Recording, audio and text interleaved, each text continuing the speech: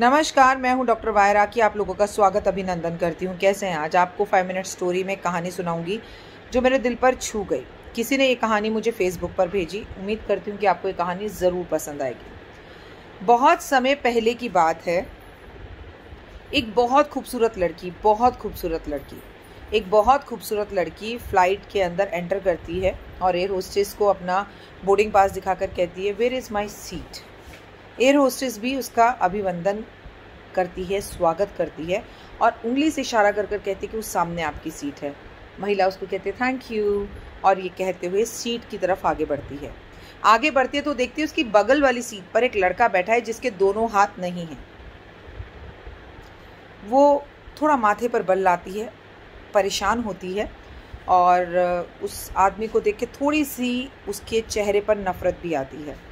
वो air hostess के पास फिर जाती है और बोलती है, सॉरी मैं इस सीट पर नहीं बैठ सकती हूँ, आई फील वेरी अनकम्फर्टेबल, आप मुझे मेरी सीट बदल दीजिए।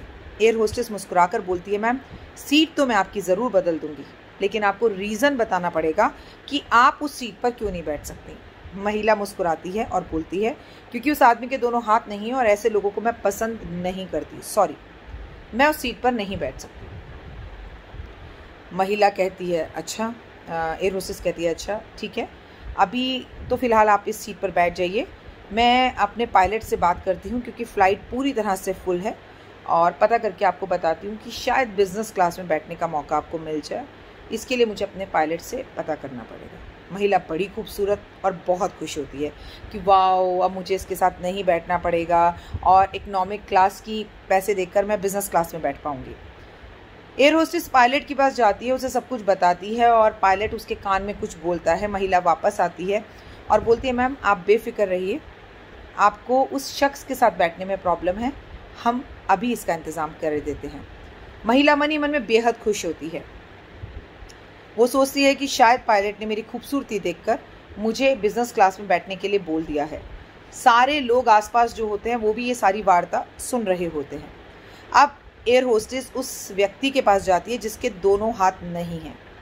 उसको मुस्कुराकर बोलती है, सर इस मैडम को आपके पास बैठने में बहुत प्रॉब्लम है, इसलिए पायलट ने कहा है कि मैं आपको आगे बिजनेस क्लास में शिफ्ट कर दूं ताकि मैडम अपनी सीट पर बैठ सकें। आई होप आपको कोई एतराज़ नहीं होगा।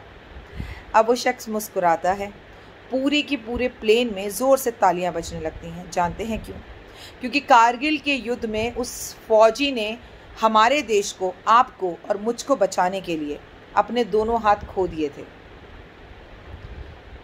वो बड़े मुस्कुराकर उस एयर होस्टेस से कहता है, मुझे नफ़रत हो रही थी बैठे बैठे इस महिला की बातें सोचकर कि किन बेवकूफ़ लोगों के लिए मैंने अपने दोनों हाथों को गंवा दिया। किस देश के लिए मैं लड़ रहा था, लेकिन अब मुझे गर्व महसूस हो रहा है इस फ्लाइट पे बैठे हुए सभी लोगों के लिए, और मुझे गर्व हो रहा है तुम पर और मुझे गर्व हो रहा है पायलट पे। थैंक यू सो मच इतना सम्मान देने के लिए। सब लोगों ने खड़े होकर अभिनंदन किया, तालियां बजाईं और बड़ी इज्जत के साथ उस फौजी को बिज़नेस क्लास में शिफ्ट किया गया। और उस महिला को एयर होस्टेस ने कहा, मैम अब आपकी सीट के बगल में कोई भी ऐसा व्यक्ति नहीं बैठा, आप जाकर बैठ सकते हैं। वो शर्मिंदा हो गई और अपनी सीट पर जाकर वापस बैठ गई। लेकिन चेहरे की खूबसूरती सब कुछ नहीं होती। कई बार हम खूबसूरत चेहरे को देखकर रुक जाते हैं। कई बार खूबसूरत चेहरे को देखकर हम शादी करने का फ़ैसला कर लेते हैं। कई बार खूबसूरत चेहरे को देखकर हमें लगता है कि वाह, यही सब सही है। चेहरा खूबसूरत हो ना हो, इंसान मोटा हो, काला हो, पतला हो, भद्दा हो, लेकिन उसका मन अच्छा होना चाहिए। कोई भी इंसान जानकर अपंग नहीं होता। मैं कहती हूँ कि अगर वो हमारे देश का जवान भी नहीं होता और उसके हाथ गए होते तो किसी ना किसी घटना में तो गए होंगे ना। उसने चाहकर तो नहीं चाहा होगा कि वो अपंग हो जाए। तो क्या ऐसे लोगों से नफ़रत या ऐसे लोगों से घृणा या ऐसे लोगों के पास ना बैठना कहाँ की खूबसूरती है?